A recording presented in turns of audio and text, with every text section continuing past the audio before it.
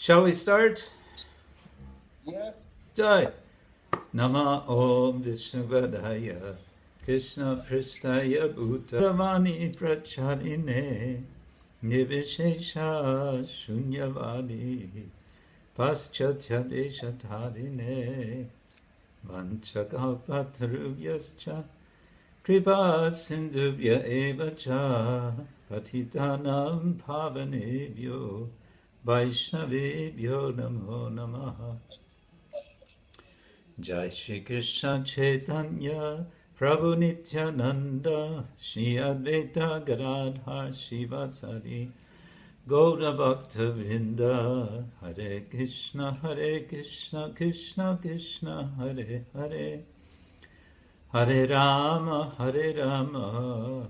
Rama Rama Hare Hare. Om Namo Bhagavate Vasudevaya. Om Namo Bhagavate Vasudevaya. Om Namo Bhagavate Vasudevaya. Om Namo Bhagavate Vasudevaya. Narayanam Namaskritya Naram Chaiva Narottamam Deving Sarasating Vyasam Tato Jayam Udiraye. Nashta Prayesha Vabhadresha Nityam Bhagavata Sevaya Bhagavati Uttama Shloke Bhaktir Bhavati Naishtike.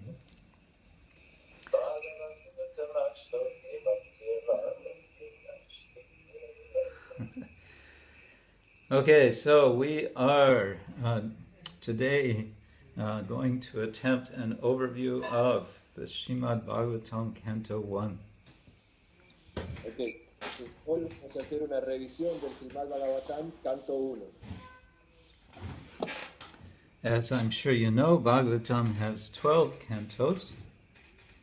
Como seguro que ustedes ya saben, el Srimad Bhagavatam tiene 12 cantos. And the first canto serves as an introduction to the rest of the Bhagavatam. Y el primer canto sirve como una introducción para el resto del Bhagavatam. And so, in one sense, the Bhagavatam really doesn't get started until the beginning of Canto 2. En realidad, el Srimad Bhagavatam no empieza realmente hasta el comienzo del canto número 2.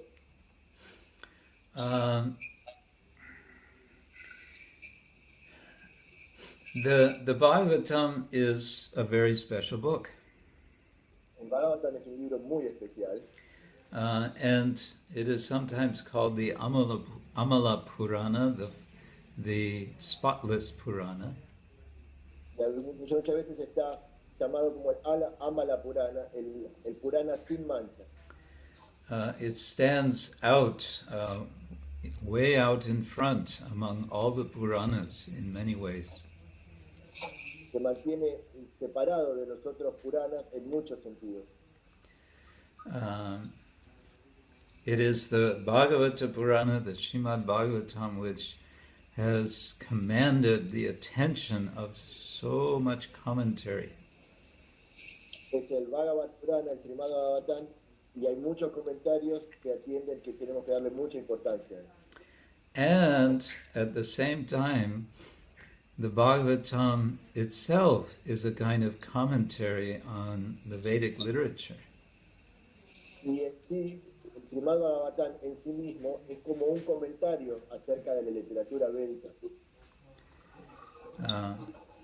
It is also an assembly of many conversations. También ahí se establecen muchas conversaciones. It is multi-layered conversations, one conversation on top of another, on top of another. Son como conversaciones superpuestas una con la otra en capas, una conversación dentro de otra conversación y dentro de otra conversación. And the essential subject of the conversation is, Prabhupada said, the beautiful story of the Supreme Personality of Godhead. Y el tema principal de todas estas conversaciones, tal como lo dijo Prabhupada, es acerca de la suprema personalidad de Dios. So this is a very big subject, and it is a sublime subject. Este, por supuesto, es un gran tema y es un tema sublime. And so it takes the entire first canto to prepare us for the rest of the Bhagavatam. Entonces toma todo el primer canto para prepararnos a nosotros para el resto del Srimad Bhagavatam. To prepare us to have the right mood, so that we are actually not just reading or listening, but actually participating in the Bhagavatam. Nos prepara a nosotros para tener la modalidad apropiada, no solo para leerlo, sino para participar también del Srimad Bhagavatam. And so the first canto is, with its 19 chapters, is leading us to the great beginning of the meeting between Maharaj Parikshit and Shukadev Goswami. Entonces el primer canto tiene 19 capítulos que nos van guiando hasta el encuentro supremo entre Shukadev Goswami y Maharaj Parikshit.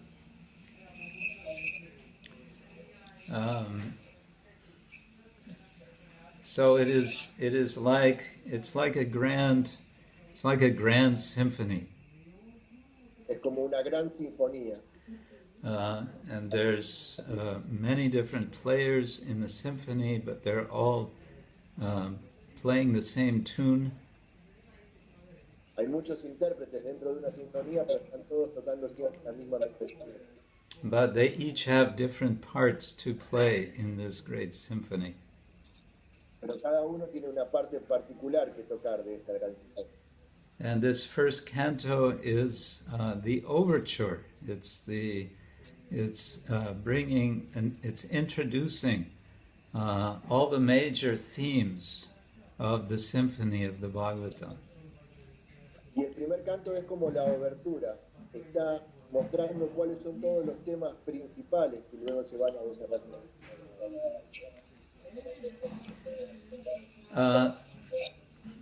One can also say that the very first verse of the Bhagavatam contains within it the entire, like in a seed form, the significance of the entire Bhagavatam. Uno podría decir inclusive que el primer verso del primer canto contiene, tal como en la forma de una semilla, el significado completo del Srimad Bhagavatam. The first verse is making a declaration of what is the subject of the Bhagavatam, which is Param Satyam, the supreme truth. Entonces el primer verso está haciendo una declaración de cuál es el tema principal del Srimad Bhagavatam, que es Param Satyam, la verdad suprema. And it echoes two different other texts, namely the Vedanta Sutra and also the Rig Veda. Otras dos grandes escrituras que son el Vedanta Sutra y el Rig Veda. The very first line, Janmadyasya yaton vayaditaratas chartesh vabignyasvarat. The first half of the line echoes the second verse of Vedanta Sutra. Entonces la primera línea de este verso iguala también la primera línea del Vedanta Sutra. Janmadyasya yataha. That from which everything is coming, the creation, maintenance, and destruction of the cosmos. Habla de aquel del cual todo emana, la creación, la manutención y la destrucción del cosmos. Which is identifying what it is that the absolute truth, Param Satyam, is in relation to this world. Lo que está identificando qué es la verdad absoluta, Param Satyam, en relación con este mundo. Namely, it is the original cause. Principalmente es la causa original. And then the very last word of the verse is Dhimahi. Damna svena sada nirasta kuhakam satyam param Dhimahi. This word we find in the Rig Veda. Entonces la última palabra del verso es Dhimahi. La palabra Dhimahi que la encontramos en el Rig Veda. And it is an invitation. Let us meditate on this supreme truth. Y es una invitación, nos está diciendo, meditemos nosotros en esta suprema verdad. Well, one time, Srila Bhakti Siddhanta Thakur spent an entire month discussing this one verse, but we are not going to do that. Bueno, una vez Bhaktivedanta Swami estuvo durante todo un mes discutiendo acerca de este verso, pero no vamos a hacer eso ahora. So I'm going to just briefly mention the next two verses because these three, 1, 2, and 3, are very important. And then we'll move into chapter 2. Entonces voy a mencionar también brevemente los dos siguientes versos, el 2 y el 3, que son importantes para luego seguir hacia el capítulo 2.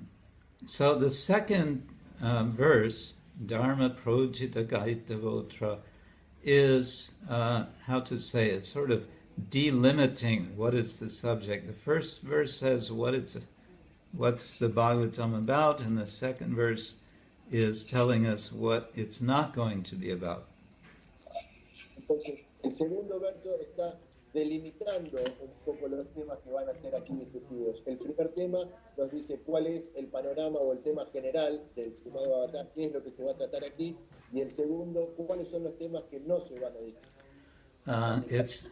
It's not going to be about what it calls Kaitava Dharma, or cheating religion. Esto no va a ser acerca de lo que se llama Kaitava Dharma o religión engañosa. And there's a kind of implication here that other literature is about cheating religion, and so the Bhagavatam is so much superior. Y entonces hay algo implícito aquí que dice que otras literaturas sí son religiones engañosas, pero el Srimad Bhagavatam está muy por encima de todo eso. Dharma projita gaitavotra paramo nirmatsaranam satam vedyam vastavam atravastu shivadam tapatrayon mulanam. And it's also telling the effect of reading the Bhagavatam, which is tapatraya milanam, the uprooting of the threefold miseries. Y entonces también nos dice el efecto que va a producir la lectura de este Srimad Bhagavatam, que es elevarnos de las tres miserias de la naturaleza.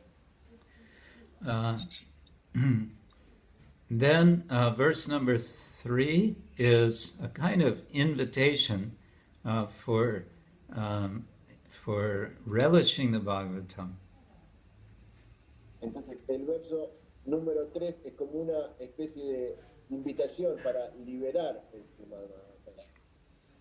And it gives this very nice analogy of mango, which has become very ripe and therefore very sweet. Y nos da una explicación de manga que se volvió muy verdadera y muy dulce. And it specifically says Pibata Bhagavatam Rasam Alayam, that the way of reading the Bhagavatam is to drink it, to drink its nectar through the ears. Y entonces nos dice que la verdadera forma de leer el Bhagavatam es beber el néctar que allí está contenido a través de los oídos. And that this should be done not just one time, but again and again. Y esto no debe hacerse solo una vez, sino repetidas oportunidades, una y otra vez. Muhuraho rasika bhuvi bhavuka, and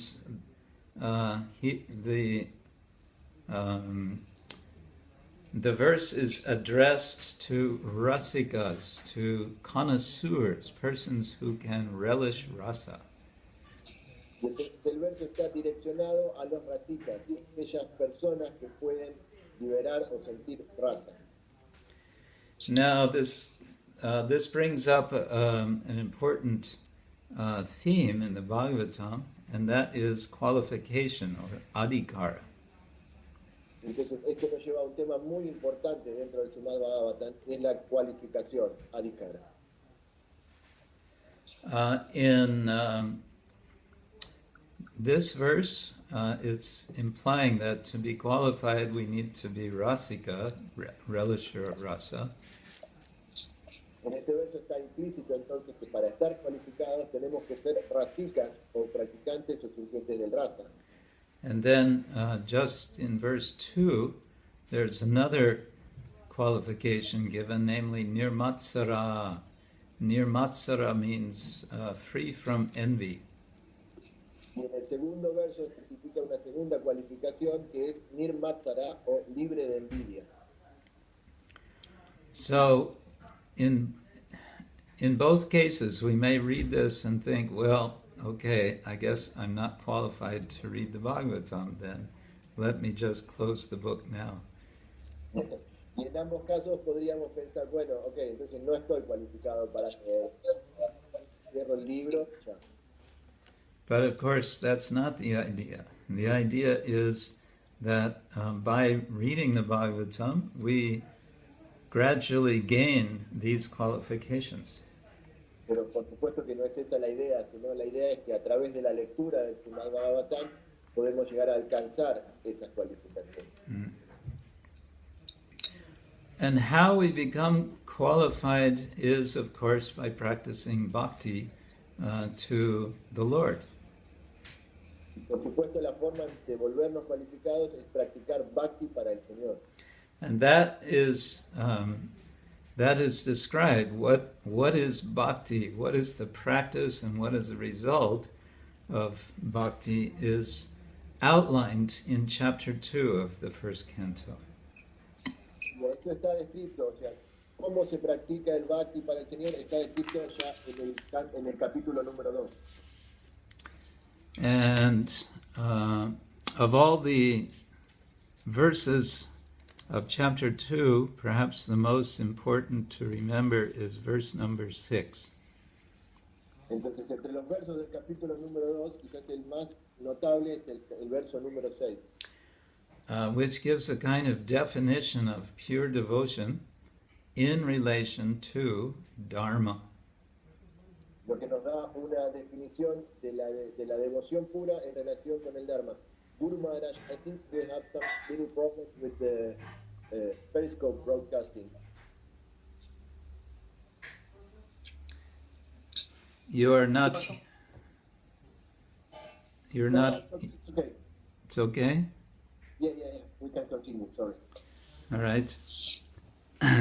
So, verse number 6 says, Savai pungsang paro dharma yato bhaktirat hokchade ahaituki apratihata yayatma suprasidati. That a way to know that we're being successful in spiritual life is that we will be completely satisfied. Entonces, el verso número 6 nos está diciendo que para volvernos exitosos en la vida espiritual tenemos que estar completamente satisfechos. And how will we get this? By ahaituki apratiyata, by bhakti, which is without motivation and without interruption. ¿Y cómo obtenemos esto? A través del bhakti, que es sin motivación y sin interrupción. Okay, so chapter 2 is very important. Again, we could spend a lot of time on it, but we're doing an overview. Entonces, el capítulo 2 es muy importante y podríamos pasar mucho tiempo, pero estamos haciendo una revisión. The essential, let's say, the contour of chapter 2 is showing how bhakti works by purifying the heart and making one free from the modes of nature. Y entonces el capítulo 2 nos estamos mostrando es cómo el Bhakti funciona, cómo puede liberarnos a nosotros de las modalidades de la naturaleza. So it's a good chapter to revisit sometimes, to remember what it is we're doing and how the whole thing works. Entonces es un muy buen capítulo para leer y releer varias veces, para saber siempre qué es lo que estamos practicando y cómo debería funcionar. Okay, let's move on to chapter 3. Vamos ahora al capítulo número 3. After hearing about what we, the practitioners, should do, namely bhakti, next in chapter 3 we hear just the beginnings of what the Lord does. Entonces en el capítulo número 2 decía qué debemos hacer nosotros como practicantes del Bhakti, y en el 3 empieza a dar una pequeña visión de qué es lo que el Señor hace. Basically, what we get is a list. We're getting a list of the avatars of the Lord. Lo que obtenemos básicamente en principio es una lista. So yeah. Now, one interesting thing about chapter 3 is we're, of course, introduced to the whole notion of avatar, that the Lord can appear in this world. Algo muy interesante acerca del capítulo 3 es que nos da esta noción de los avatars, de cómo el Señor puede aparecer en este mundo. And not just one time, but so many times. No solo una vez, sino muchas veces. In fact, so many times, repeatedly, De hecho, muchas veces repetidamente. in a kind of cycle. And this cycle is suggesting what I call divine routine. Y como una especie de ciclo. Este ciclo nos sugiere o nos muestra lo que se podría llamar como la rutina divina. Rutina divina, sí.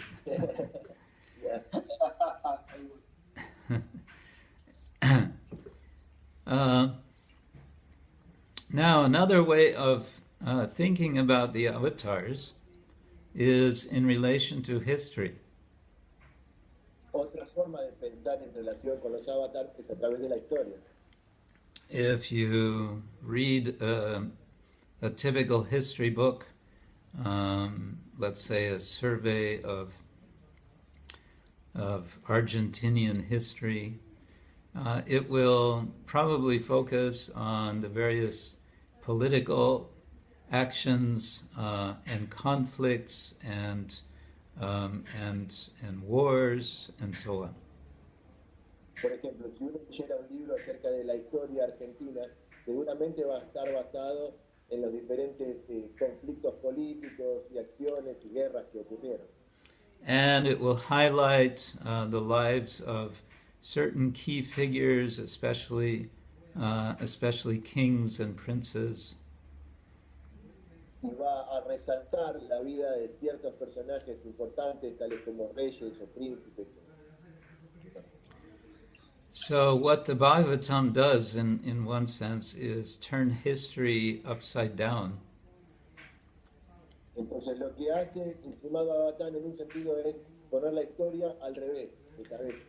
And it's saying that history is, real history is about the lives of, or the appearances of the Lord and the activities and lives of his devotees. Y nos dice que la verdadera historia es acerca de las apariciones o avatars del Señor y su relación con los devotos en estas apariciones. Yeah. Well,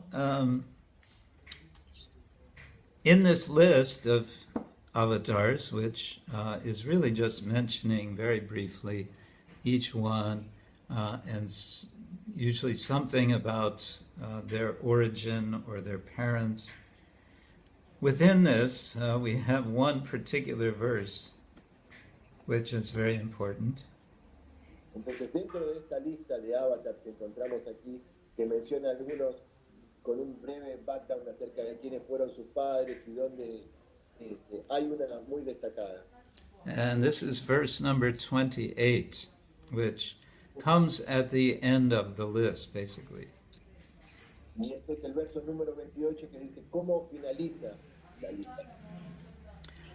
It says that all of these different avatars, they're called angshas and kalas, or parts and portions of the Lord. They are coming, but to Krishna's to Bhagavan Swayam. There is one, and his name is Krishna, and he is Bhagavan himself. Entonces, lo que nos dice aquí es que todos estos avatars aparecen en diferentes oportunidades, pero por encima de todas estas apariciones está Krishna tu Bhagavan Swayam. Hay una verdad suprema que él es Krishna. Our Acharya Jiva Goswami has pointed to this verse as the key to the entire Bhagavatam. Entonces, nuestro Acharya Jiva Goswami apuntó en este verso como la clave para todo el Srimad Bhagavatam. Because it's pointing out Krishna's position above every other form of the Lord. Porque está mostrando la posición de Krishna por encima de cualquier otra forma del Señor. When we come to the end of chapter 3, we are introduced to the problem of the Bhagavatam, and that is that the Lord, Krishna himself, has disappeared from the world. Can you repeat it, Gurudev? Yes, I have it. Yeah.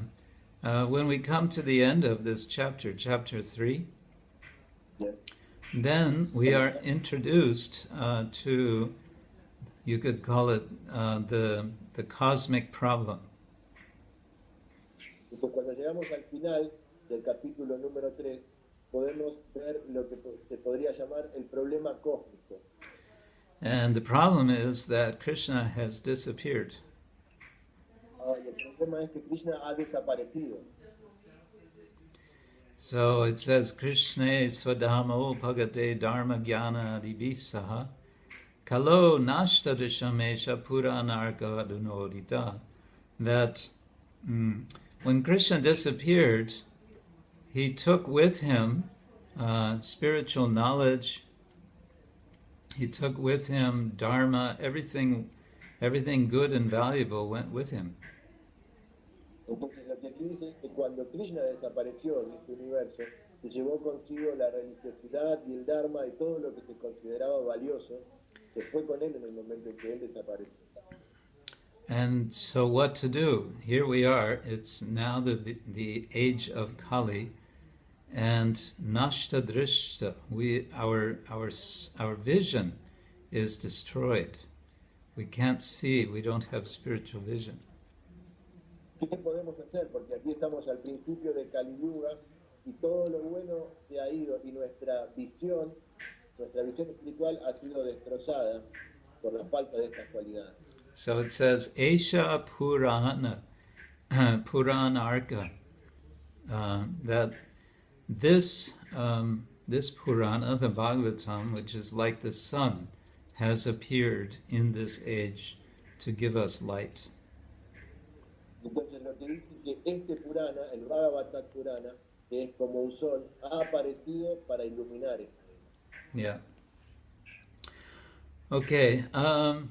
I should back up actually to just mention that in chapter 1, back in chapter 1, we have this situation of the sages in Naimisharanya.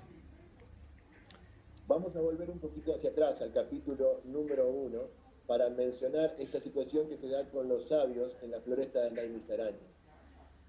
And they're asking questions of Suta Goswami. Y ellos están haciéndole preguntas a Sutta Goswami.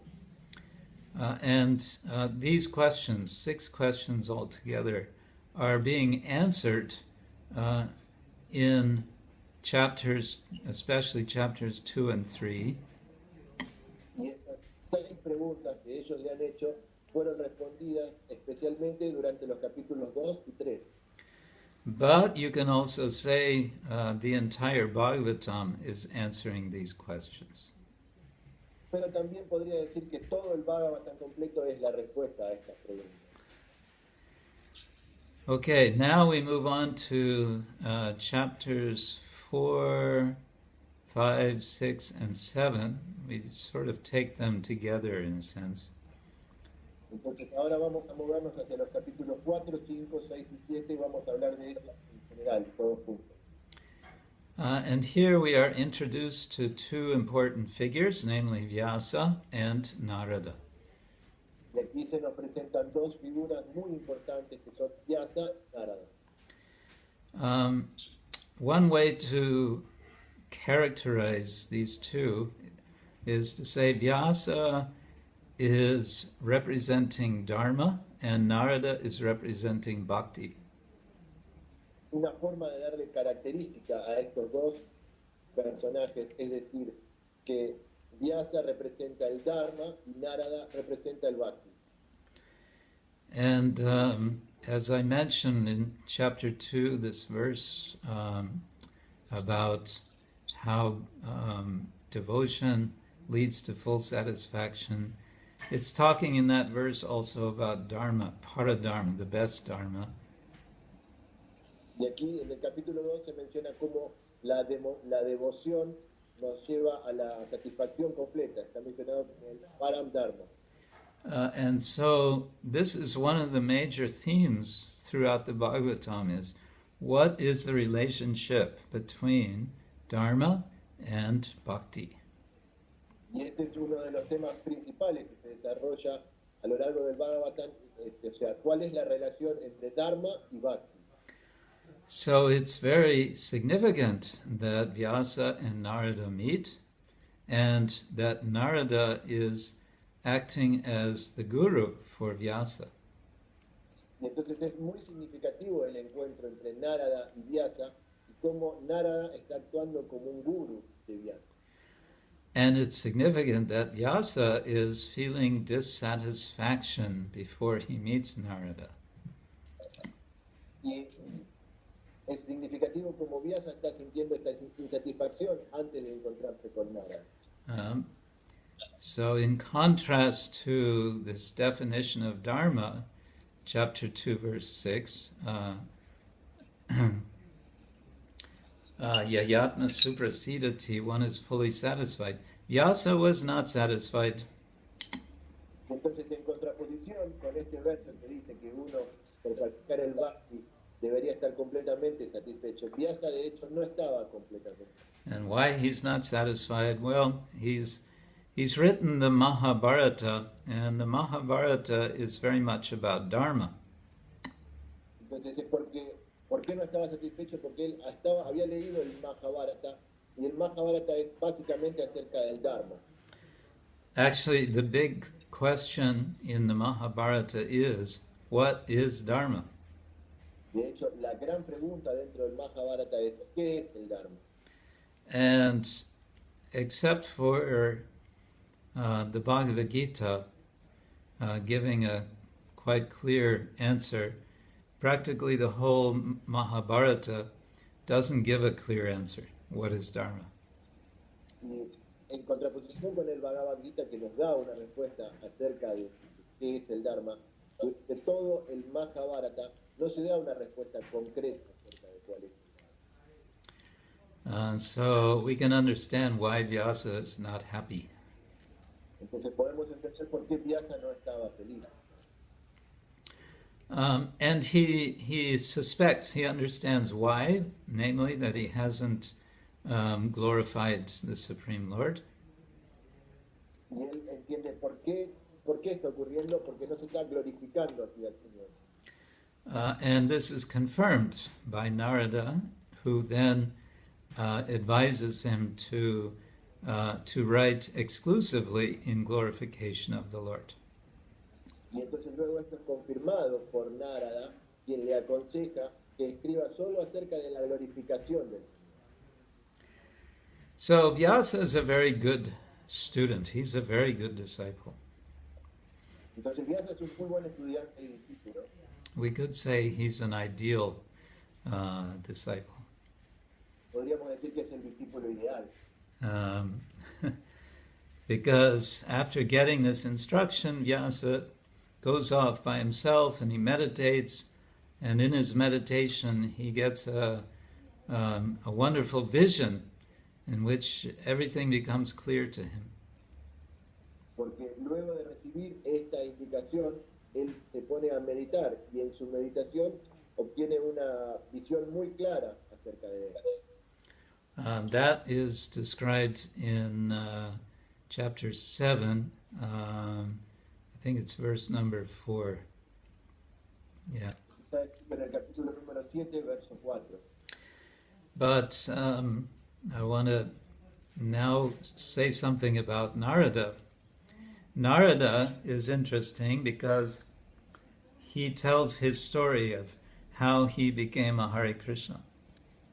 Entonces, vamos a hablar un poquito acerca de Narada. Es muy interesante Narada cuando él nos cuenta la historia de cómo él se volvió un Hare Krishna. And he takes us back to his previous life. I'm sure you know the story. Y nos lleva hacia atrás, a su vida previa. Creo que ustedes deben conocer la historia. So the point here is that both Vyasa and Narada are what we may call success stories in the Bhagavatam. El punto aquí es que ambos personajes, tanto Vyasa como Narada, tienen su historia exitosa, por decirlo de alguna manera, dentro del Bhagavatam. And the success that they are showing is coming from the experience of shelter and empowerment. Y el éxito que ellos están mostrando es acerca de cómo ellos tomaron refugio y fueron empoderados por el Señor. Both of them are empowered. Vyasa is empowered by Narada. Narada was empowered by the sages from his previous life. Entonces ambos están empoderados. Vyasa está empoderado por Narada y Narada fue empoderado en su vida previa por los sabios. And what are they empowered to do? They're empowered essentially to take shelter, take refuge in the Lord. ¿Y para qué fueron ellos empoderados? Básicamente para tomar refugio en el Señor. Okay, so also near the beginning of chapter 7, we have an important verse, number 10. Cerca del comienzo del capítulo número 7 tenemos un verso muy importante que es el verso 10. This is celebrated as the Atma Rama verse. Este es conocido como el verso Atma Rama. Atma Ramascha Munayo Nirgranta Api Urukrame Kurvantyat Ahetukim Bhaktimitam Bhutta Guno Hari. It's describing the condition of being completely satisfied in the self, Atma Rama. Está describiendo la sensación de estar completamente satisfecho en el ser, Atma Rama. In the sense of one who is what we might call an impersonalist, a Brahmavadi. Atma Rama is referring to the impersonalists or Brahmavadis. Atma Rama se está refiriendo acerca de los impersonalistas o Brahmavadis. And the verse is saying that even they become attracted to the pastimes of the Lord, the qualities of the Lord. Y el verso dice que incluso ellos se ven atraídos por las cualidades y los pasatiempos. Again, this is very important verse. We find in Chaitanya Charitamrita, there's an elaborate explanation of this verse by Chaitanya Mahaprabhu. También podemos encontrar dentro del Chaitanya Charitamrita una explicación muy elaborada hecha por el Señor Chaitanya mismo acerca de este verso. And the whole point is to say that that Krishna Bhakti is superior to other forms of spiritual practice. Y el punto es que el Krishna Bhakti es superior a cualquier otra forma de práctica. Okay, then we move on to the second half of chapter 7 and, going up through chapter 10. We have a certain kind of themes. Entonces luego nos movemos hacia la segunda mitad del capítulo 7, yendo casi hasta el capítulo 10, donde se desarrollan diferentes temas. And this has to do very much with the Mahabharata. Y esto tiene más que ver con el Mahabharata. In a sense, you could say that the Bhagavatam assumes that we are familiar with the Mahabharata. En un sentido, podríamos decir que el Bhagavatam asume que nosotros estamos familiarizados con el Mahabharata. And as I mentioned before, the Bhagavatam is a commentary on all the Vedic literature.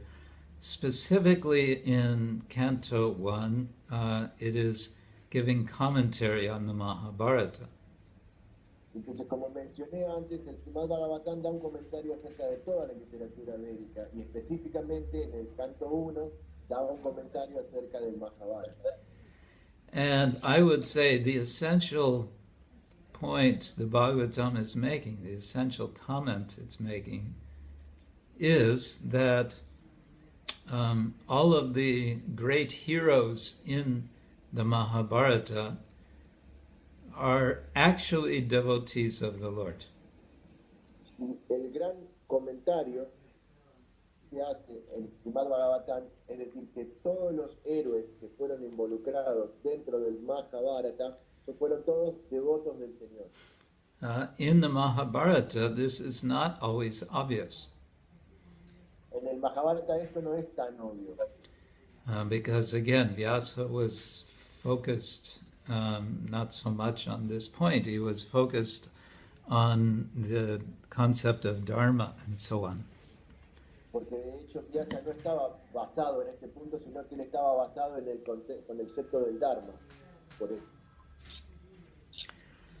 So, in chapter 7, after a few verses, suddenly we have something a little bit strange. We have a conversation between Krishna and Arjuna.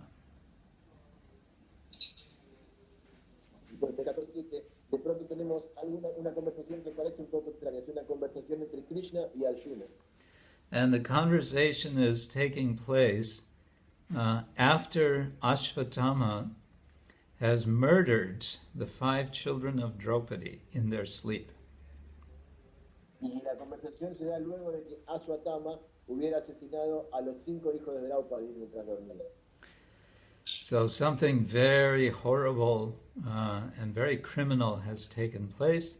And the question now is what to do with the criminal, Ashvatthama.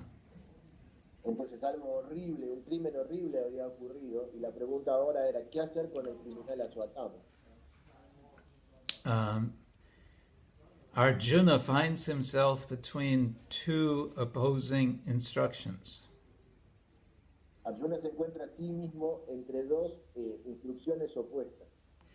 On the one side is Draupadi. Draupadi is saying, don't kill Ashvatthama. Por un lado está Draupadi que le dice no mates a Ashvatthama. And on the other side is Krishna saying, you have to kill him. Y por el otro lado está Krishna diciendo tenés que matarlo. And Krishna says, you have to satisfy my instruction and you also have to satisfy Draupadi. Entonces Krishna le dice, tú tienes que complacer mi instrucción, pero también tienes que complacer a Draupadi. So this little episode has very deep significance, but in particular it highlights two things: the devotional nature of Arjuna and of Draupadi. Entonces esta conversación tiene un significado muy profundo, pero podríamos resaltar la posición devocional de Arjuna y de Draupadi. By virtue of their sense of compassion. Por su sentido de la compasión. As you may remember, Ashvatthama, his hair is cut off and he is sent away. And that way, you may wonder, so how he wasn't killed? How is that satisfying Krishna's instruction to kill him? Y entonces uno puede recordar que el cabello de Ashvatthama fue cortado y fue enviado lejos. Entonces uno dice, no lo mató. ¿Cómo puede esto estar satisfaciendo la orden de Krishna? No lo mató. So, how does he kill him? He kills him socially. He makes him an outcast. Entonces, ¿cómo lo mató? Lo mató socialmente. Lo hizo un descastado. And this is going to sort of, how to say, reverberate through the Bhagavatam, this sense of compassion, this principle of compassion as integral to bhakti. Entonces esto se repite a lo largo del Srimad Bhagavatam, en ese sentido de la compasión en relación con el bhakti.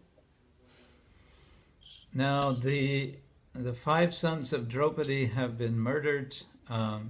Why? Because Ashvatthama thinks this is the best way to end the dynasty of the Pandavas. Entonces, ¿por qué fueron asesinados los hijos de Draupadi? Porque Ashvatthama pensó, esta es la mejor forma de terminar con la dinastía de los Pandavas. Because the Mahabharata is very much preoccupied with dynastic continuation of the kingdom, and constantly there is a failure to continue. Porque el Mahabharata está muy preocupado acerca del legado, de la continuidad, de la herencia de los reyes, y siempre hay una interrupción en este punto. Well, this is significant for the Bhagavatam because Maharaj Parikshit is going to be the next person in line of the dynasty of the Pandavas. Y aquí es el significado del Srimad Bhagavatam, que Maharaj Parikshit es el siguiente gobernante en la línea de sucesión de los Pandavas.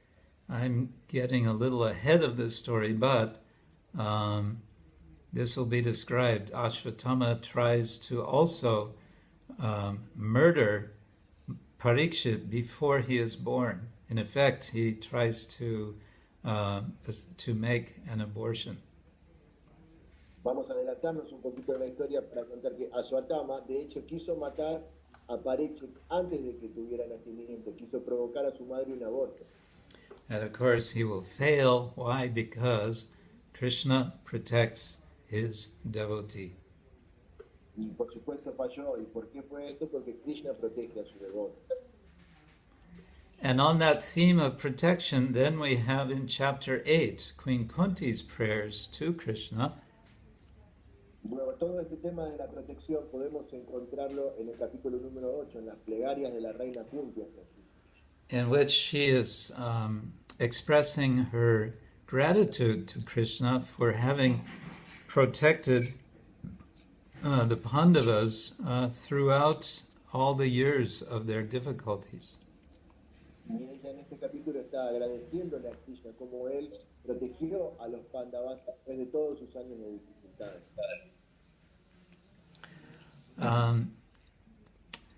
In addition to gratitude, one of the themes of these prayers, sort of indirectly, is memory. Entonces, adicionándose a la gratitud, en estas plegarias, podremos encontrar algo que se llama la memoria. Of course, in order to be grateful, one has to remember that one has received some benediction. Por supuesto, para ser agradecido uno tiene que recordar que ha recibido una bendición. And then we also have the notion of endurance. The Pandavas are enduring all their suffering for so many years. Y luego tenemos el concepto de endurance. Endure. De soportar el sufrimiento a lo largo de mucho tiempo. And this ties in finally with divine purpose, which will be elaborated in chapter 9. Y esto lo que nos muestra es el propósito divino que va a ser desarrollado en el capítulo número 9. Perhaps one of the most striking prayers of Queen Kunti is verse number 25 of chapter 8. Quizás una de las plegarias más impactantes de la reina Kunti es el verso número 25 del capítulo 8. This is when she says, Vipada santuta shashva tatra tatra jagat guru bhavato darshanam yatsat apunar bhava darshanam. So many troubles have come to us, let more troubles come. Aquí es donde dice ella, muchos problemas han venido a nosotros, deja que más problemas sigan viniendo. Because when these troubles come, then we are forced to remember you, Krishna. Porque cuando estos problemas vienen, nosotros nos vemos obligados a pensar en ti. And by remembering you, we will no longer suffer repeated birth and death. Y por recordarte a ti, nosotros no tendremos que sufrir más repetidos nacimientos y muertes. So this verse is making a connection between the idea of devotion to Krishna and the idea of liberation. Entonces este verso nos está dando una idea de devoción hacia Krishna y también de liberación. And it warns us, it prepares us for the fact that devotional service does not guarantee a peaceful life. Y entonces también nos advierte o nos muestra que el servicio devocional no es una garantía de una vida pacífica. And Kunti Devi takes you could say it's a proactive prayer. She says, I'm ready for more trouble because I know this trouble will lead to liberation. Entonces Kunti aquí toma una posición muy proactiva, podríamos decir. Yo sé que los problemas están viniendo, dejen que vengan más problemas porque de esta manera nos va a llevar a pensar en Krishna y así a la liberación. So Kunti is offering these prayers, of course, after the battle of Kurukshetra, and Krishna is preparing to leave, to go back to Dwaraka. Entonces Krishna está haciendo Kunti está haciendo estas plegarias luego de la batalla de Kurukshetra y Krishna está preparando su partida, se está yendo nuevamente a Dwarka. So we have a meeting between Kunti and Krishna, but it's in preparation for Krishna's departure, his leaving, separating from the devotees. Entonces hubo un encuentro entre Kunti y Krishna, pero fue mientras Krishna estaba preparando ya su partida, él se estaba separando de los devotos. And then we have another departure in chapter 9, and that is the departure from this world of Bhishmadev. Y luego tenemos en el capítulo 9 otra partida, que es la partida de Bhishmadev de este mundo. Again, the Bhagavatam is making a commentary on the Mahabharata by saying that Bhishmadev, who is he really? He is actually a great devotee of Krishna. Entonces también aquí el Srimad Bhagavatam está haciendo un comentario acerca del Mahabharata, acerca de quién es Nrisimhadev, y él es un gran devoto de Krishna. In the Mahabharata, Bhishma is a great prominent figure, but he is all tied up in the politics of the family conflict that's going on. En el Mahabharata podemos ver que Bhishmadev es una figura muy importante, pero lo vemos siempre enredado en conflictos familiares y políticos.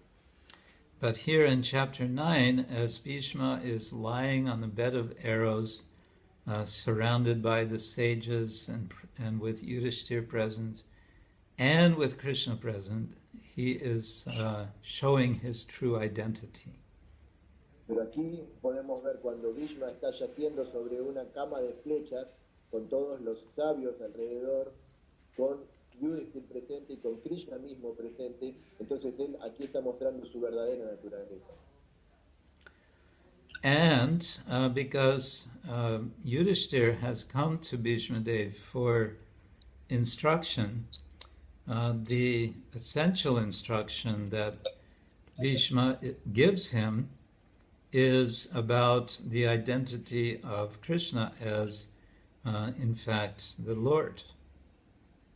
Y entonces Yudhishthir se acercó a Bhishmadev en busca de instrucción, y la instrucción principal que le dio Bhishmadev es acerca de Krishna, mostrándole que él es el Señor Supremo. There are several very beautiful prayers by Bhishma in which he is remembering particular moments of Krishna, especially on the battlefield of Kurukshetra. Hay muchas plegarias muy lindas dichas por Bhishmadev, donde él recuerda momentos particulares de Krishna, sobre todo en el campo de batalla de Kurukshetra. But there's also one very surprising verse. I don't remember the number. It's around 38, 39, something like that, in which Bhishma talks about the gopis. Pero también hay un verso muy sorprendente, no recuerdo exactamente el número, pero debe ser entre el 38 o el 39, donde Bhishmadev habla acerca de las gopis. He's glorifying the gopis as great devotees, as superior to in their devotion to his own devotion. Él habla acerca de las gopis como las más grandes devotas, superiores inclusive a su propia devoción. And one of the commentaries says, well, actually Prabhupada says that that Bhishma Dev's prayer, his memory of the gopis, is actually a prayer to the gopis for their blessings. Entonces Prabhupada dice en un comentario que las oraciones de Bhishmadev hacia las gopis son en realidad una plegaria pidiéndole su misericordia. And he is explaining in verse number 20 of chapter 9, Bhishma, to Yudhishthir,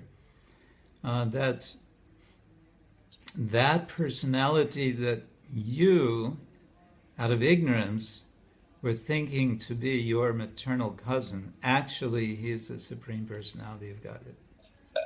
Entonces, aquí en el verso 20 del capítulo 9, Bhishmadev está explicando a Yudhishthir que esa persona a la que tú consideraste equivocadamente tu primo maternal, en realidad es la suprema personalidad de Dios. And then we have this dramatic moment at the end when Bhishma, he breathes his last breath. Y luego tenemos este momento muy dramático en el que Bhishma respira su último aliento. And Sutta Goswami says, at that time everyone becomes silent, just like birds at the end of the day. Y Sutta Goswami menciona que en ese momento todos se mantuvieron en silencio, tal como los pájaros al final del día. The Bhagavatam, one way to read the Bhagavatam is it's an instruction manual for how to die. Una de las formas de leer el Srimad Bhagavatam es que es un manual o un libro de instrucciones acerca de cómo morir. And in this first canto, the example of Bhishma is given as an ideal death. Y entonces en este primer canto, el ejemplo de Bhishma está mostrando lo que sería la muerte ideal. He is, in the Mahabharata, he is a warrior hero, but in the Bhagavatam, he is a bhakta hero. En el Mahabharata podemos ver a Bhishma como un héroe guerrero, pero en el Srimad Bhagavatam podemos verlo también como un devoto héroe. And so his death is the death of a bhakta hero. It's, Entonces, su muerte es la muerte de un héroe devoto. it's a hero's death, bhakta hero's death. Es la muerte de un devoto héroe. So Krishna was present for this moment, but now Bhishma has departed. Now Krishna departs to return from Hastinapura. He leaves Hastinapura to go to Dwaraka. Entonces, luego de la partida de Bhishmadev, Krishna se preparó para dejar Hastinapura y regresar a Dwarka. So chapters 10 and 11 are describing these activities of Krishna. Entonces, el capítulo 10 y 11 está describiendo estas actividades. And I would say the point of these chapters is to help us to appreciate that Krishna is in the process of departing the world. Y algo que podríamos apreciar es que estos capítulos nos muestran que Krishna estaba ya en el proceso de dejar este planeta. It was already announced in chapter 3 that Krishna, after Krishna's departure, we have the Bhagavatam as the Sun Purana to illuminate us, and so now we're sort of backing up and getting details about the last period of Krishna's life. Entonces aquí fue dicho de que luego de la partida de Krishna íbamos a tener el Srimad Bhagavatam para que nos iluminara como el Purana del Sol. Y aquí nos está dando unos detalles de cómo Krishna estaba preparando ya su partida. Chapter 11 is interesting as a description of a very wonderful reception of the Lord. El capítulo 11 está descrito como una maravillosa recepción del Señor. It is a grand and glorious reception in Dwaraka, as all the residents are so happy to see him. Hubo una grandísima recepción para Krishna en Dwarka. Todos los residentes de Dwarka estaban tan felices de It describes how the conch shells are blowing and the white umbrella is being carried above the Lord, and like that. Describe cómo sonaban las caracolas y cómo las sombrillas amarillas estaban sostenidas por encima del Señor y toda la fiesta. One might be reminded of the return of Ramachandra to Ayodhya. Esto podría recordarnos también el regreso de Ramachandra a Ayodhya. It describes how Krishna reciprocates with the different residents of Dwaraka. Some he's offering, the seniors he's offering respect, the juniors he's giving blessings, like that. Krishna reciproca con cada uno de los habitantes de Dwarka. A los mayores él les muestra respeto y reverencia, a los menores él les da sus bendiciones. And so from this chapter we also get a sense of Krishna as person, because of his reciprocation in different ways with different persons. podemos tener una visión de Krishna como persona, como él reciproca en diferentes formas hacia la but the entire description is one of Aishvarya. Pero la descripción general es acerca de And of course, this will contrast with the account of Krishna in his childhood in Vrindavan, Gokula. Por supuesto que esto es un contraste con la descripción de Krishna como un niño en Vrindavan, en Gokula. The Bhagavatam, the first 9 cantos of the Bhagavatam are preparation, they are introduction to the 10th canto. Los primeros 9 cantos del Srimad Bhagavatam son una preparación o una introducción para el canto número 10. And in Canto 1, we get very brief and very concentrated anticipation of so many different themes that will be elaborated in later cantos. Y en el canto número 1 tenemos muy brevemente descritos varios de los temas que luego van a ser elaborados más en detalle a lo largo de los demás cantos. So then we have the last 7 chapters, chapters 13 through 19, about the life of Maharaj Parikshit.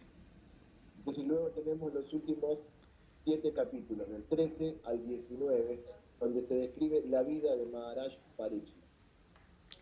And the story begins before he is born. He is in the womb of his mother. Y la historia comienza antes de que él naciera, cuando él estaba en el vientre de su madre. And already before being born, there's so much trouble. Incluso antes de que él naciera ya había muchos problemas. Because Ashwatthama is trying to kill him, he's using a Brahmastra, big heavy weapon. Porque Ashwatthama estaba tratando de matarlo con un Brahmastra, que era un arma muy poderosa. And in a sense, we could contrast his entry into the world with Krishna's entry into Dwaraka. Y de alguna forma podríamos contrastar su entrada en este mundo con la entrada de Krishna en Dwaraka. Whereas Krishna was welcomed warmly by all the residents of Dwaraka, donde Krishna estaba cálidamente bienvenido por todos los residentes de Dwaraka. Parikshit is not welcomed into the world by Ashwatthama. De hecho, Parikshit no estaba siendo bienvenido al mundo por parte de Ashwatthama.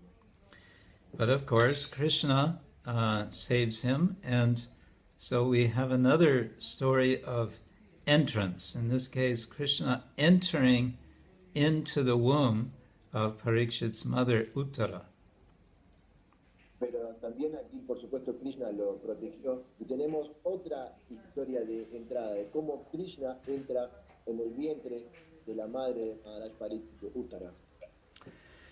But in contrast to Krishna in relation to the Pandavas, who are having long and extended exchanges with Krishna as their cousin for so many years, in contrast to this, Parikshit only sees him for a few moments. En contraste, en la relación que Krishna tenía, por ejemplo, con los Pándavas, donde él tuvo muchos años de trato con ellos directo, como su primo, en contraste con esto, Maharaj Parikshit simplemente pudo ver a Krishna por unos momentos.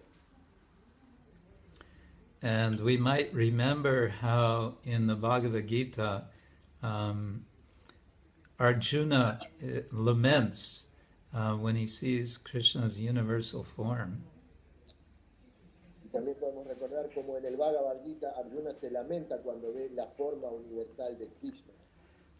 He asks for forgiveness to Krishna. I'm so sorry, I was I was too familiar with you. We were sitting together, sometimes lying down on the same bed, and sometimes joking. Please forgive me. Y él le pide, por favor, Krishna, perdóname, yo te traté tan familiarmente, estábamos ahí juntos, sentados, inclusive a veces acostados en la misma cama. Por favor, perdóname. But in contrast to all of that, Parikshit just gets a very, very short vision of Krishna in the womb. But it is enough for him to remember Krishna for the rest of his life. En contraste con eso, Maharaj Pariksit tuvo solo un pequeño contacto con Krishna dentro del vientre de su madre, pero aún así esto le sirvió a él para recordarlo durante toda su vida.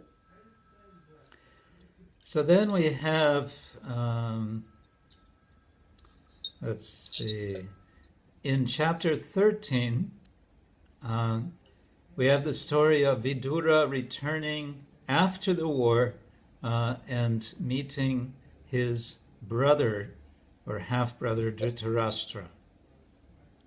Entonces en el capítulo 13 tenemos la historia de Vidura cuando regresa luego de la guerra y encontrándose con su medio hermano Dhritarashtra.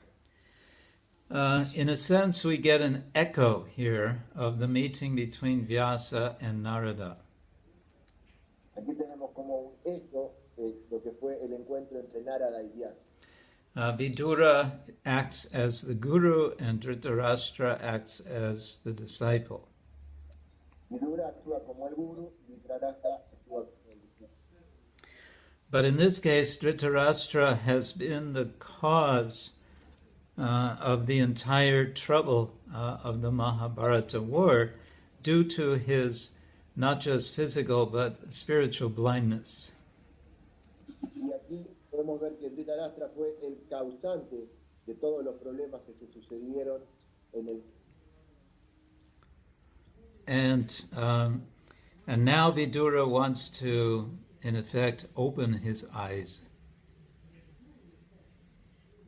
Vidura wants to open Dhritarashtra's eyes so he can see. Oops. Looks like we lost our translation. Krishna.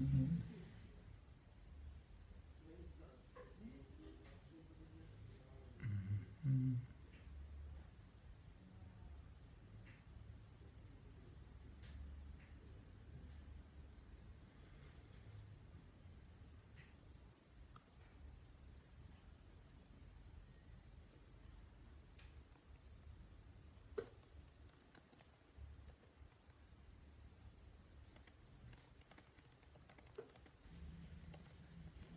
¿Qué tengo que hacer acá?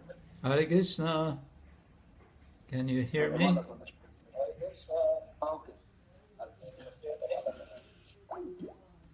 Oops.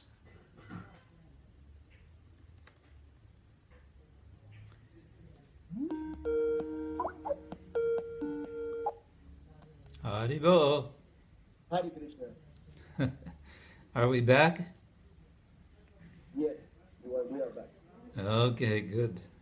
So, where was I? Chapter 13. So Vidura is trying to give spiritual sight to Dhritarashtra. Even if he can't see physically, at least he should get some spiritual vision. Entonces aquí Vidura está tratando de darle una visión espiritual a Dhritarashtra. Incluso si él no puede ver físicamente, está tratando de darle una visión espiritual.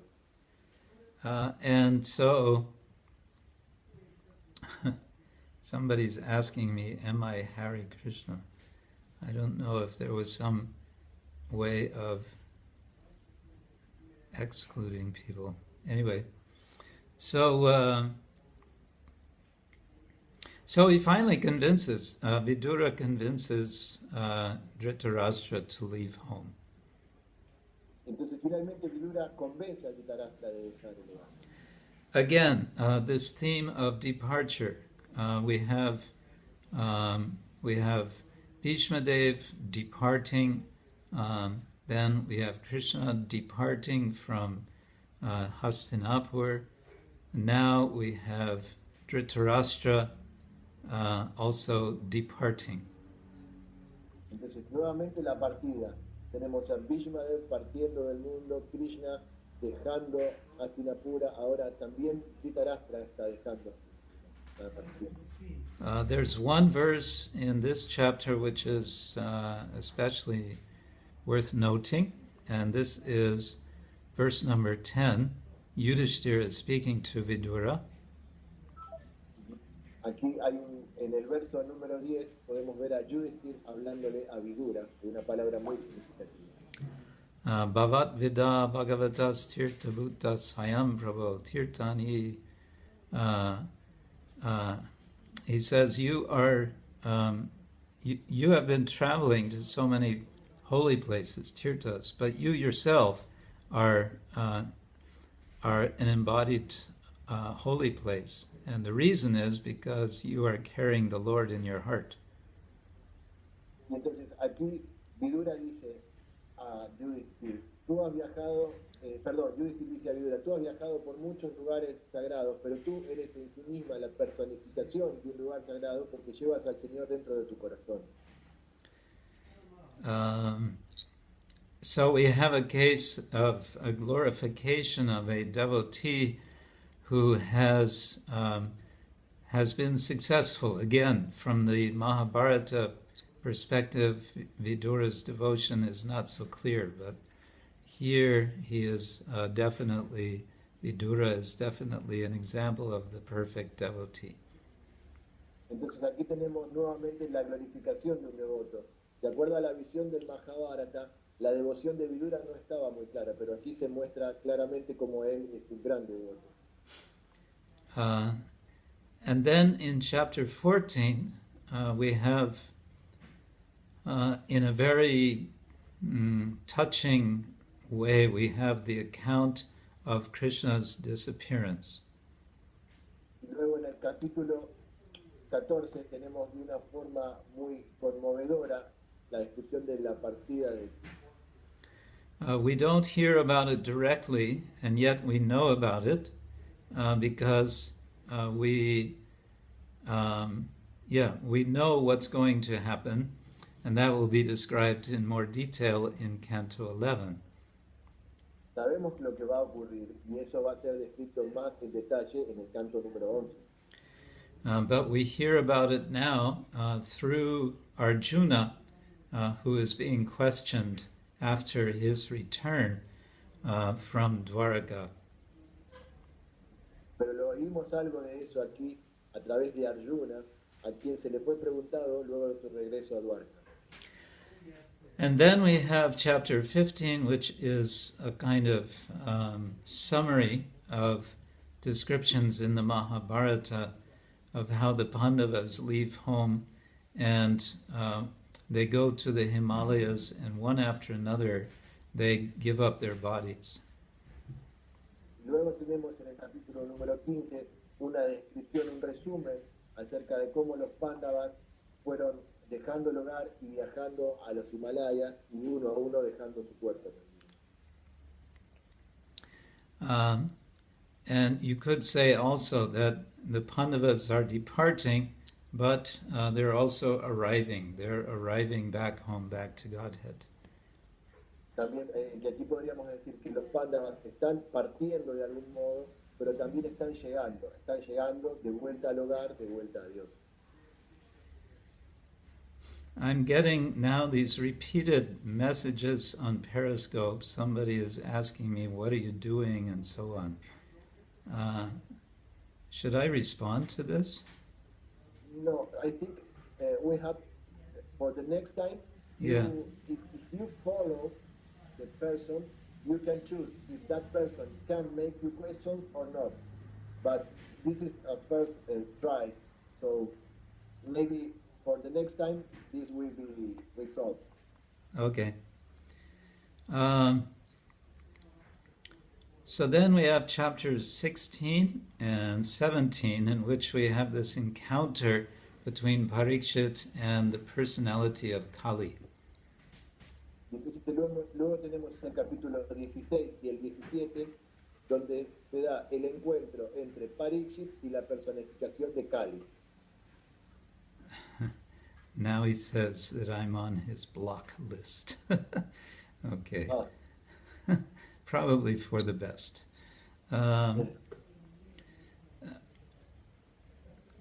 Again, we have an example of reception, that Maharaj Parikshit is receiving the personality and thus the age of Kali.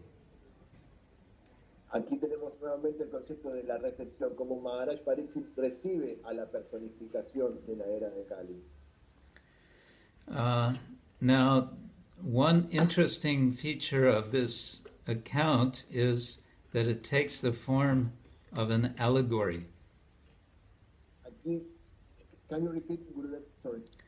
The particular style of the story in chapter 16 and I think also 17 is an allegory. Allegory. Es una alegoría. Lo que podemos ver aquí que el capítulo número 16 y 17, la forma particular de presentar la historia es como una alegoría. Yes, because the personality of Kali is what? He is a personified. Kali is personified as a Shudra who is disguised as a king. Porque aquí la personificación de la era de Kali se la describe como un Shudra que está disfrazado de rey. And then we have the earth personified as a cow, and we have Dharma personified as a bull. Entonces tenemos también a la tierra personificada como una vaca y al Dharma personificada como un toro. And these personifications, being personifications, they are able to speak. Y estas personificaciones, siendo personificadas, son capaces de hablar. So it's a kind of complex narrative, because we have the apparently historical figure of Parikshit, but he's now meeting allegorical figures and interacting with them. Y es un poco una narrativa un poco compleja, porque tenemos un personaje histórico, que fue Maharaj Parikshit, pero está teniendo conversaciones con estas personificaciones alegóricas, tal como el Dharma y la tierra y la personificación de Kali. So the Bhagavatam in this case does not seem to be concerned. It's doesn't have a problem to sort of mix genres of narrative. Y aquí el Bhagavatam parece no tener problema en mezclar ambos géneros de narrativa. In chapter 17, we have the actual confrontation between Parikshit and Kali. En el capítulo número 17 tenemos en sí misma la confrontación entre Parikshit y Kali. And again, this is a kind of reception story. Y nuevamente esta es una historia de recepción. But it's a reception which is, it's a difficult reception. The king initially wants to kill Kali. Pero es una recepción, un recibimiento un poco difícil, porque el rey inicialmente quiere matar a la personificación de Kali. But he can't do that, because now Kali has thrown himself at his feet. He's taking shelter of him. He's surrendering. Pero no puede hacerlo, porque en ese mismo momento la personificación de Kali se arrojó a sus pies y le pidió misericordia, le pidió refugio. So we may feel there is a bit of echo here with the episode with Ashvatthama and Arjuna. Arjuna does not kill Ashvatthama. Y podemos ver cómo se repite también lo que ocurrió entre Arjuna y Ashvatthama, cuando Arjuna no mató. instead, he gives him shelter. He gives Kali shelter in this case, whereas Ashwatthama was thrown out. Kali is here being accepted. He's being sheltered. Y la diferencia es que mientras Ashwatthama fue rechazado por Arjuna, aquí Kali fue recibido y le fue dado el refugio por parte de Maharaj Pariksit.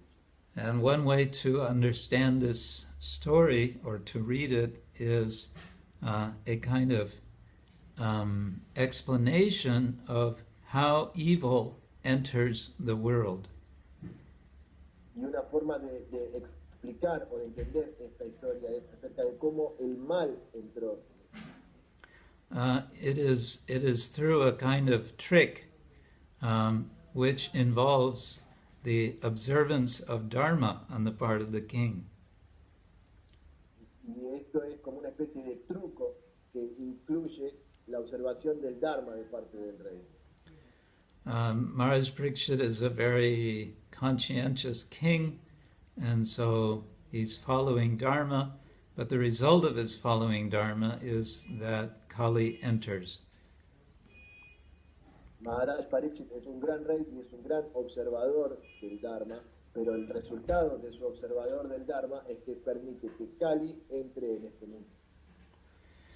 Well, then we have chapter 18, in which Maharaj Pariksit is cursed. Luego tenemos el capítulo 18, donde Maharaj Pariksit es maldecido. He is cursed because of a bad reception with a sage. Es maldecido porque él tuvo una mala recepción para con el sabio. The sage's fault is that he is not responding, he is not welcoming the king. El sabio lo culpa a él de que no fue apropiadamente recibido por el rey. And why he's not receiving him is because he is absorbed in meditation. ¿Y por qué no lo recibió? Porque estaba absorto en una meditación. But Maharaj Pariksit is doubtful that he is in meditation. He suspects that he is just putting on a show. Pero Maharaj Pariksit estaba en duda de si estaba realmente en una meditación o si estaba haciendo un show. And so one of the big themes of the Bhagavatam is to look at, to see there are appearances and there are realities, and these may be different. Y uno de los grandes temas que muestra el Srimad Bhagavatam es que también hay apariencias y hay realidades que no siempre coinciden. And on the dark side, there may be a misapprehension. One may be like Maharaj Pariksit, not perceiving what's actually happening. Y de hecho puede ocurrir en el lado oscuro que uno sea como Maharaj Pariksit, que no está percibiendo exactamente lo que ocurre. And on the other side, there may be an intentional deception by someone to misrepresent themselves. Sorry, I had cut. There may be on the other side, a deception on the part of someone to misrepresent oneself. Ay, por el otro lado, one minute. Can you repeat? Sorry, Gurudev. So there can be, we're talking about the distinction between reality and appearance. Estamos hablando acerca de la distinción entre la realidad y la apariencia. Yes. Now, this can happen in two different ways. Esto puede ocurrir de dos maneras diferentes. One is my perception of someone else may be inaccurate. Quizás mi percepción acerca de alguien más está desacertada. In this case, it is my fault, my misperception. En este caso es mi culpa, mi malentendimiento. On the other side, it might be another person who is intentionally misrepresenting themselves. Y quizás en el otro lado está la otra persona que está intencionalmente haciendo las cosas, representándose o haciendo las cosas a propósito. And this seems to be a special problem of the age of Kali. Y esto parece ser un problema particular en la era de Kali. So Maharaj Parikshit, he thinks that the sage is misrepresenting himself when actually he's meditating. Entonces Maharaj Pariksit duda acerca de si el sabio está realmente haciendo esto a propósito, pero en realidad él estaba meditando. And as a result, he is cursed, and this curse we can say is a kind of forced renunciation. Y a consecuencia de esto fue maldecido, y podemos decir que esta maldición fue como una especie de renunciación forzada.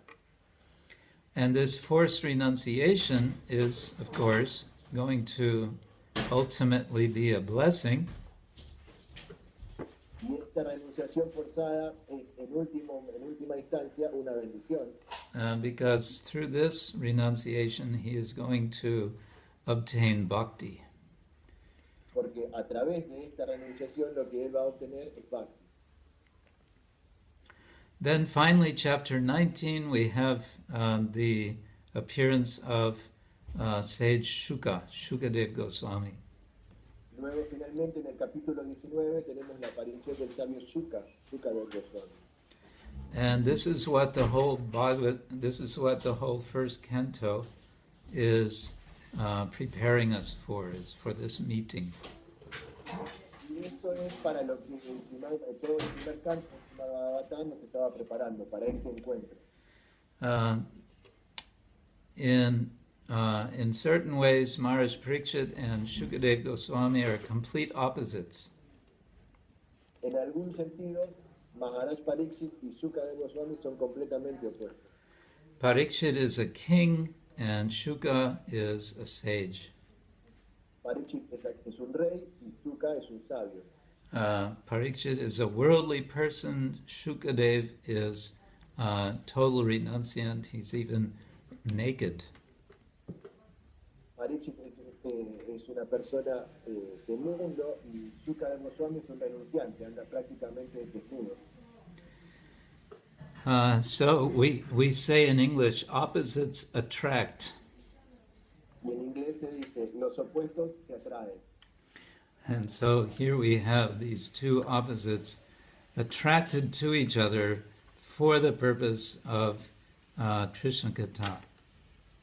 Y aquí tenemos estos dos opuestos atrayéndose entre sí con el propósito de realizar Krishna Katha. Maharaj Parikshit has one simple question for Shukadev Goswami. Maharaj Pariksit tenía solo una simple pregunta para Shukadev Goswami. Actually, two verses, 37 and 38.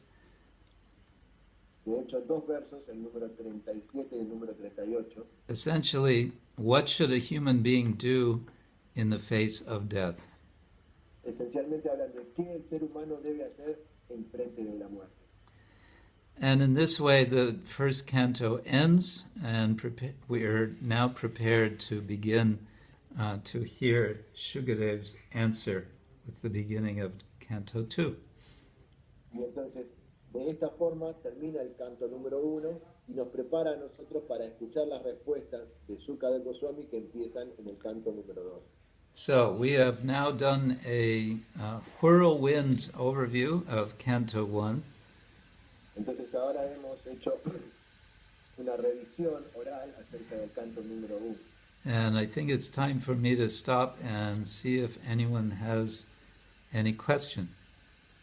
Entonces es momento aquí de parar para mí y ver si alguno de ustedes tiene alguna pregunta. Yes, Guru Maharaj, Yes. one thing. About the question, we need to see the order, because if many people write many questions all together, they erase from the screen for me and I cannot translate that for you. So maybe the people have to make one question and wait for your answer. Yeah, so you want to explain that to them? Yes, but I think that there is no other people following this broadcasting. Oh, yes, only one people, maybe. Oh, no. No one is there to make questions. You mean all of this we've been doing just for you and me? No. There are many people seeing, but not connected. Yes, one moment. Ya, todo esto va a quedar y se puede revisar durante todo el tiempo. Queda subido. Sí, pero no hay personas en este momento en vivo para hacer preguntas. There's nobody live, but this is going to remain online for, I don't know, 3-4 hours, maybe a little more. There's somebody else. Yes, there's somebody else, so maybe that person. Quizás si hay alguien aquí en esta transmisión escuchando para hacer alguna pregunta a Maharaj a través de Periscope. But I don't know. If not, that's okay. Si no hay nadie para hacer una pregunta.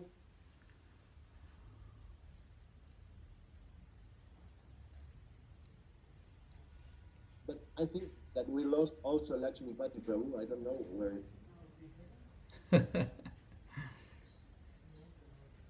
Oh, Lakshmipati says, hermosa exposición. Oh. Okay, well, whatever. I guess this was still kind of an experiment. Yes, but I think it was successful. Yeah, but Lakshmipati was saying that, Lakshmipati told me just before we connected that there's going to be some other technology for the next time. Yes. He didn't explain what that is, but whatever. Okay. So what you're saying is that live audience was only 1 or 2 people? In this moment, yes. Oh. I don't know, because we made publicity on Facebook and also in the God Siblings group in WhatsApp, as many people were knowing about this class. In the beginning, I think they were connected more, but now I don't know why there's only 1 people following. Oh. Well, on my screen it shows a little silhouette of a figure, and then it has the number 5, which just went down to 4. Maryada Purushottama just asked me a question. Oh, yes. He was making a question about allegories. Allegory, yeah. Yes. So I can just say that it's one form of literature, sometimes used it's often used to make some philosophical point. La alegoría es un tipo de narrativa que se usa para mostrar más que nada puntos filosóficos. In our own tradition, there's a drama, Sanskrit drama, written by Kavi Karnapura about the life of Lord Chaitanya, and the whole drama is in the form of an allegory. En nuestra propia tradición hay una obra escrita por Kavi Karnapura acerca de la vida del Señor Chaitanya, y toda esta obra está escrita en la forma de una alegoría. But also it's combining allegorical characters and real characters. Pero también es una combinación de personajes alegóricos y personajes reales. It starts out, as I remember, with a conversation between the personality of Kali and the personality of Adharma. Entonces empieza, si no recuerdo mal, con una conversación entre la personificación de Kali y la personificación del Adharma o la irreligión. Yeah, Kali and Dharma are discussing about the effect of Lord Chaitanya's appearance. Entonces Kali y Adharma están discutiendo acerca de los efectos de la aparición del Señor Chaitanya. And it's been a long time since I read, but one of them is very worried, and the other says, no, it's okay. It's actually good that Lord Chaitanya is coming. Hace mucho que lo leí, pero recuerdo que uno de ellos se encontraba muy preocupado por la aparición del señor Chaitanya, el otro por el contrario decía, no, no, es bueno que él haya aparecido. And then later in the drama, personified friendship and personified bhakti, two female personalities appear and they discuss with each other. Y luego aparecen la personificación del bhakti y la personificación de la amistad, como dos mujeres que también tienen una conversación entre ellas. Yeah, that's about all I can think of to say about allegory right now. Eso es todo lo que podría decir acerca de la alegoría en este momento. Well, what I want to say is that it, because Lakshmipati is asking, is it has very much the features of an allegory. Very much, the features.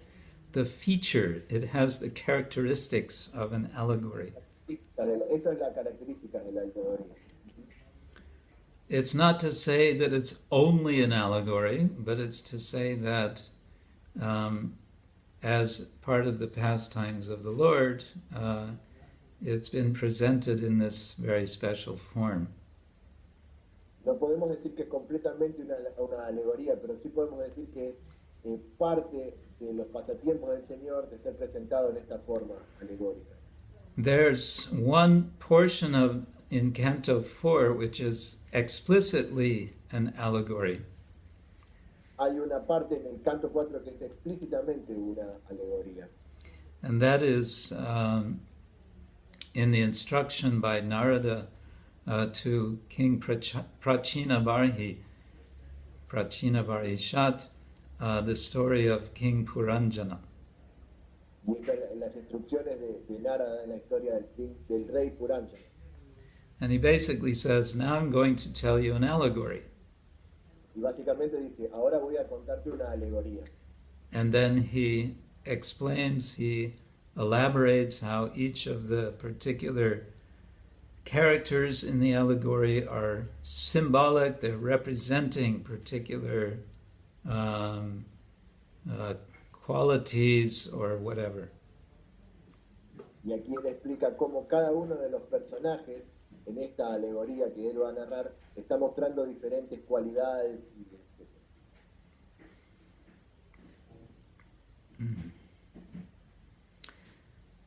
Okay, well that was a nice first. It was all of this recorded in some way? Yes, it remains.